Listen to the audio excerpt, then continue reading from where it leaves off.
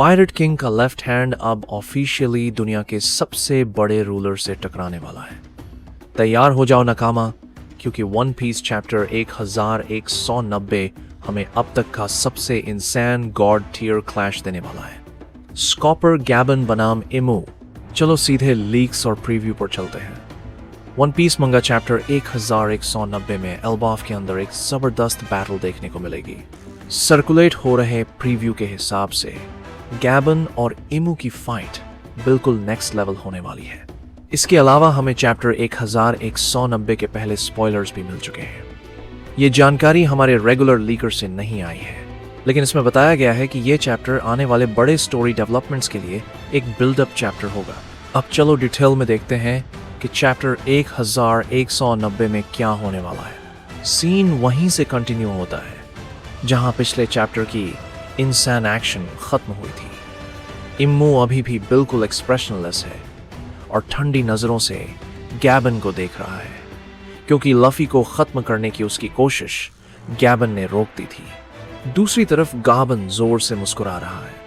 उसे 14 साल पहले एल्बाफ में किंग हेराल्ड की डेथ के बाद शैंक्स के साथ हुई बात याद आ रही है। गाबन को अच्छे से पता है कि जिस शख्स के सामने वह खड़ा है वही दुनिया का असली किंग है, और इसी वजह से उसकी स्माइल और भी बड़ी हो जाती है। ये वही शख्स है जहां तक उसके फॉर्मर कैप्टन रॉजर भी कभी नहीं पहुंच पाए थे। इमू पूछता है, तुम असल में हो कौन? गाबन फख्र से जवाब देता है, मैं स्कॉपर गाबन हूं, रॉजर पायरेट्स का नंबर 2। एक बार फिर गाबन खुद को रॉजर पायरेट्स का सेकंड स्ट्रॉन्गेस्ट मेंबर बताता है। पहले भी उसने हाजरुद्दीन के इंट्रोडक्शन के वक्त लफी के सामने यही दावा किया था। अगर ध्यान से देखा जाए तो हो सकता है कि ओल्ड गैबन ओल्ड रेले से भी ज्यादा पावरफुल हो। रेले अपनी ओल्ड एज में भी एक मॉन्स्टर है। सबाउरी आर्किपेलागो में उसने एडमिरल किजारू को रोक दिया था और अमेजन लिली पर ब्लैक बियर्ड को भी पीछे हटने पर मजबूर कर दिया था। लेकिन गाबन भी किसी से कम नहीं है। उसने लफी और जोरो जैसे योंको लेवल फाइटर्स को भी काफी मुश्किल में डाल दिया था। उसने समर्स को काट दिया और अब वह सीधे इमू के सामने खड़ा है। सबसे बड़ा डिफरेंस उनकी रिटायरमेंट लाइफ में था। रेले रिटायरमेंट के बाद आराम से शराब पीता था और शिप स्कोटिंग का काम करता था। उसने खुद कहा था कि बहुत सालों बाद उसने फिर से तलवार उठाई है। वहीं गाबन रिटायरमेंट के बाद भी समंदर में सफर करता रहा। वह क्रोकोस से ट्विन कैप लाइट हाउस पर मिला और एल्बाफ को हमेशा अपनी ड्यूल एक्सेस के साथ प्रोटेक्ट करता रहा। इसी वजह से ओल्ड गैबन फिजिकली ओल्ड रेले से ज्यादा एक्टिव और शायद स्ट्रॉन्गर लगता है। जब इमू को पता चलता है कि सामने खड़ा आदमी रॉजर पायरेट्स का मेंबर है तो वो बहुत गुस्से में आ जाता है। इमू रॉजर पायरेट्स से नफरत करता है क्योंकि उन्होंने जॉय बॉय का छोड़ा हुआ खजाना ढूंढ लिया था। इसके बाद इम्मू गाबन पर बहुत तेज अटैक्स करता है। उसकी स्पीड इतनी ज्यादा होती है कि आम इंसान उसे देख भी नहीं सकता। लेकिन गैबन की ऑब्जर्वेशन हैकी अब भी इतनी पावरफुल है कि वह इमू की लाइटनिंग फास्ट मूवमेंट्स को फॉलो कर लेता है।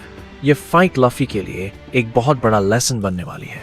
गैबन उसे दिखाएगा कि इमोर्टैलिटी वाले एनिमी को कैसे डैमेज किया जाता है। पहले भी गाबन ने लफी से कहा था कि अगर होली नाइट्स को हराना है तो कनकरर की हाकी को और ज्यादा इंटेलिजेंटली यूज करना पड़ेगा। इमू के पास भी शायद होली नाइट्स की तरह रीजनरेशन और इमोर्टैलिटी की पावर्स हैं। अब तक सिर्फ 2 चीजें ही इमू को सच में हर्ट कर पाई हैं। पहली, एगहेड पर जॉय बॉय की सबसे स्ट्रॉन्ग कनकरर की हाकी का एक्सप्लोजन, जिसने गोरोजी के जरिए इमू तक इम्पैक्ट पहुंचाया था। उस वक्त इमू घुटनों पर गिर गया था और जोर से चिल्लाया था। दूसरी, किंग हेराल्ड की डेथ। उस वक्त हमें पता चला कि इमू के कॉन्ट्रैक्ट होल्डर की डेथ का सीधा इफेक्ट इमू के बॉडी पर पड़ता है। मतलब स्ट्रॉ हैट क्रू और एल्बाफ वॉरियर्स भी फ्यूचर में इसी वीकनेस का फायदा उठा सकते हैं। हो सकता है गैबन की हाकी जॉय बॉय जितनी पावरफुल न हो, लेकिन वो लफी को एडवांस्ड कनकरर की हाकी का असली मैक्सिमम लेवल जरूर सिखा सकता है। इसी बीच जोरो और सांजी की सैटर्न्स के साथ फाइट भी बहुत इंपॉर्टेंट बन जाती है। अगर जोरो और सांजी सैटर्न्स को हरा देते हैं और उसकी डेथ होती है तो उसका इम्पैक्ट सीधे इमू पर पड़ेगा। उस वक्त इमू टेम्पररीली वीक हो जाएगा और उसी मौके पर एडवांस्ड कनकरर की हाकी का एक पावरफुल अटैक इमू को हेवी डैमेज दे सकता है। अब बात करते हैं चॉपर की। रॉबिन ने चॉपर को आउल लाइब्रेरी भेजा है जो काफी सस्पिशियस लग रहा है। वहां सिर्फ बिब्लो मौजूद है और वो इंजर्ड भी नहीं है। तो रॉबिन और सॉल असल में प्लान क्या कर रहे हैं? चॉपर के पास एक स्पेशल एबिलिटी है, वो एनिमल्स की लैंग्वेज को ह्यूमन लैंग्वेज में ट्रांसलेट कर सकता है। सॉल पहले ही कह चुका है कि उसे बिब्लो पर बहुत शक है। बिब्लो सीक्रेट लाइब्रेरी रूम के बारे में जानता है और वह सॉल से भी ज्यादा पुराना है।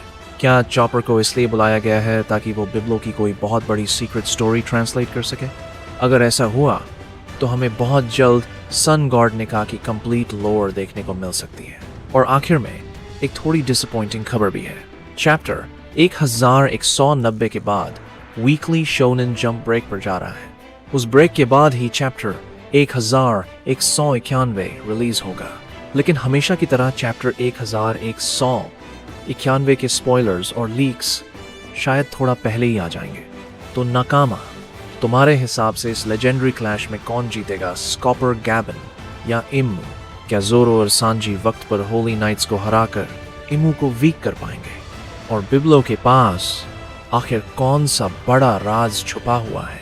अपनी सबसे क्रेजी थ्योरीज कमेंट्स में जरूर बताओ।